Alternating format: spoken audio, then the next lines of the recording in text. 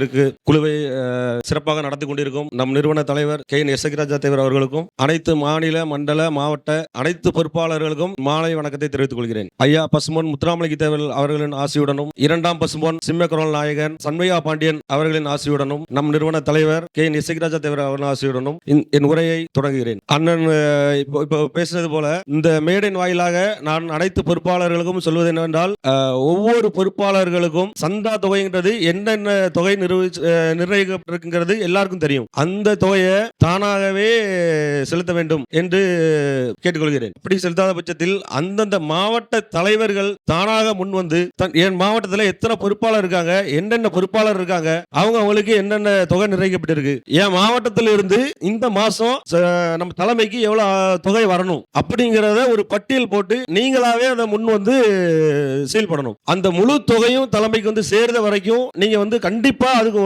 உழைக்கணும். உங்களால தனியா உழைக்க முடியல அப்படின்னா நீங்க எத்தனை பொறுப்பாளர் வேணாலும் நீங்க துணைக்கு ஏத்துக்கலாம்.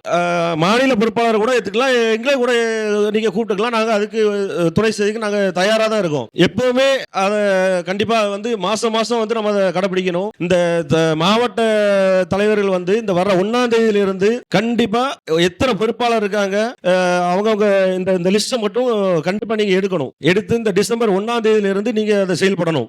ஏன்னா தேர்தல் வர கிட்ட நெருங்கிட்டு வருது. இந்த பட்சத்துல எல்லாரும் அண்ணனை சட்டமன்றத்துக்கு அனுப்பணும், பார்த்து பாரு இதை பார்த்து பாரு அப்படின்னு எல்லாருமே சொல்லுவீங்க. பார்த்து பாரு எப்படி பார்த்து பாரு, எதை வச்சு பார்த்து பாரு, நம்ம இந்த கொடுக்கிற சந்தா பணம் இதுதான். வேற அவருக்கு வந்து பெரிய பெரிய அரசியல் தலைவர் மாதிரி ஒரு 10 பியர் ஃபேக்டரியோ இல்ல ஒரு 5 பிராண்டிங் கம்பெனி எதுவுமே கிடையாது. நம்ம கொடுக்கிற இது மட்டும்தான். இதை வச்சுதான் அவரு நம்ம சமுதாயத்துக்கு வந்து முழுக்க அவர் உழைச்சிட்டு இருக்காரு. உங்களை நீங்க அனுப்புற ஒவ்வொரு பணமும் நம்ம சமுதாயத்துக்கான சிறப்பு பணிக்காக மட்டும்தான் செலவிடப்படும். வேற எந்த ஒரு அனாவசியமான தேவைக்காகவும் அது செலவிடப்படாது அப்படிங்கறதையும் தெரிவிச்சுக்கிறேன். இந்த விஜய் வந்து கட்சி ஆரம்பிச்ச உடனே இன்ஸ்டால அவர் ஒருத்தர் போட்டாரு, என் நெஞ்சில் குடியிருக்கும் அப்படின்னாரு. விஜய் சொன்னாரு, நெஞ்சில் குடியிருக்கும் 90 கோடி பேர்ல 75 கோடி பேர் ஆளுக்கு ₹1 கொடுங்க, அவருக்கு துபாயில ஒரு பங்களா வாங்கி கொடுத்துடலாம் அப்படின்னு மாதிரி சொன்னாரு. அப்படி இந்த சந்தா வந்து வாங்கி நம்ம தலைவருக்கு ஒரு பங்களா வாங்குறதுக்கோ இல்ல பொதுச் செயலாளருக்கு ஒரு ரோல்ஸ் ரைஸ் வாங்கி கொடுக்கறதுக்கோ அதுக்காக கேட்கல. நீங்க கொடுக்கிற ஒவ்வொரு ரூபாயுமே வந்து நம்ம சமுதாய பணிக்காக செலவு பண்றதுக்கு மட்டும்தான் சொல்லிட்டு இருக்கோம். இந்த மாவட்ட தலைவர்கள் வந்து கொஞ்சம் கண்டிப்பா இதை வந்து இது பண்ணணும். உங்களுக்கு என்ன ஒரு உதவினாலும் சரி மாநில பொறுப்பாளர்கள் நாங்க துணையா இருக்கோம். அது இந்த மேடை வாயிலா நான் வந்து தெரிவிச்சுக்கிறேன். இன்னும் கொஞ்ச நாளைக்கு தான், அதுக்கப்புறம் வர 26ல கண்டிப்பா அண்ணன் வந்து சட்டமன்றத்துக்கு போயிருவார், சட்டமன்ற உறுப்பினர் ஆயிடுவாரு. அதுல எந்த மாற்று கருத்தும் இல்லை. அதாவது நம்ம தென் மாவட்டங்கள்ல வந்து எந்த தொகுதியிலையும் சரி பிஎம்டி வேட்பாளர் பாட்டுனா பிஎம்டி தான் ஜெயிக்கும். அதுலயுமே எந்த மாற்று கருத்தும் கிடையாது.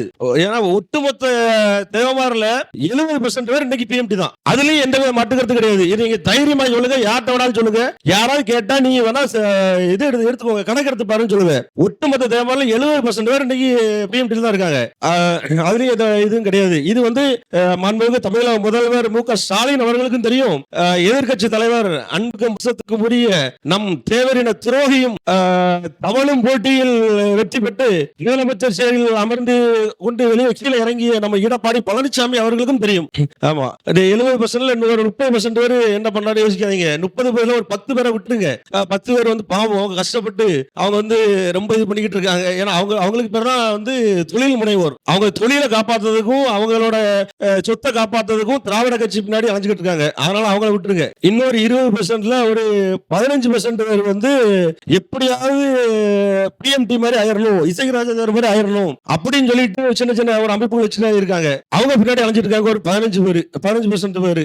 அவங்க வந்து இந்த வர 26 எலெக்ஷன்ல வந்து அந்த கூட அலையிறவங்களுக்கு எந்த பிரயோஜனம் இல்லாம நம்ம சமுதாயத்துக்கும் எந்த பிரயோஜனம் இல்லாம அந்த 15% பேரையும் கொண்டு திராவிட கட்சியில் அட வைக்க போறாங்க அந்த தலைவர். அதுக்கு பிறகு அந்த 15% பேரும் நம்ம பிஎம்டி வந்து இணைய போறாங்க. அதுலயும் எந்த ஒரு மாற்று கருத்தும் கிடையாது. அந்த 15% இறஞ்ச பிறகு தலைவர் மட்டும் இருந்து என்ன பண்ண ஒரு பிரச்சனை கிடையாது. அவர் எத்தனை நாளைக்கு வந்து கார் எடுத்துட்டு தன்னால ஆபீஸ்க்கும் வீட்டுக்கும் போயிட்டு வந்துட்டு இருப்பாரு, ஒன்றும் பண்ண முடியாது. அப்ப நம்ம இருந்து என்ன பண்ண அப்படின்னு சொல்லி அவரு அமைப்பு கழிச்சிட்டு அவரும் வந்து பிஎம்டி இணைய போறாரு. இதுலயும் எந்த மாற்று கருத்தும் கிடையாது. இன்னும் 5% பேரு, அந்த 5% பேரு இது வரைக்கும் டிவிலையும் தியேட்டர்லயும் பாத்துக்கிட்டு இருந்தவங்க ஒருத்தர அவனை எப்படியாவது நேர்ல பாத்துரும் அப்படின்னு சொல்லிட்டு ஒரு 5% பேர் அங்க ஓடிட்டு இருக்காங்க. வேற ஒண்ணும் இல்ல. அந்த 5% பேர் எப்படியாவது இந்த 26 எலெக்ஷனுக்குள்ள அவரை நேர்ல பாத்துருவாங்க. பார்த்து முடிச்சிட்ட பிறகு பிறகு ரைட் பாத்துட்டோம்டா நம்ம முடிஞ்சது அப்படின்னு அவங்களும் வந்து அடுத்தால பிஎம்டில இணைஞ்சிருவாங்க. கடைசியில ஒட்டுமொத்த தேவமாரும் பிஎம்டில தான் இருக்க போறாங்க. 26 எலெக்ஷன் முடிவுக்கு அப்புறம் ஒட்டுமொத்த தேவமாரும் பிஎம்டில தான் இருக்க போறாங்க. அந்த 26ல எந்த ஒரு கட்சி ஆட்சி அமைக்கோ அந்த ஒரு கட்சிக்கு சாதி எடுப்பு கணக்கு முறை அப்படிங்கிறது ரொம்ப ஒரு ஈஸியான முறையில் அமைஞ்சிரும் தென் மாவட்டத்தில் மட்டும். ஏன்னா ஒட்டுமொத்த தேவமாரும் பிஎம்டி, வீடு விடா போக வேண்டாம், கிராம கிராமம் போக வேண்டாம். சாதி எடுப்பு கணக்கு முறை எடுக்கணும் அப்படின்னா நேரா பிஎம்டி ஆபீஸ் வந்தா போதும். ஒட்டுமொத்த தேவமாரும் பிஎம்டி இங்க இருக்காங்க. பிஎம்டில எத்தனை பேர் இருக்காங்களோ தேவமார் அப்படிங்கிற ஒரு இது வந்துடும். இது கண்டிப்பா இது வந்து நடைபெறும் அப்படிங்கறத தாழ்மையுடன் இதை பெருமையா சொல்லிக்கொண்டு விடைபெறுகிறேன். நன்றி. கொஞ்சம் உடம்பு சரியில்லை, அதனால நிறைய பேசணும்னு நினைச்சேன், தொண்டை பேச முடியல, தப்பா நினைக்காதீங்க. அதனால பாயில முடிச்சுக்கிறேன். நன்றி.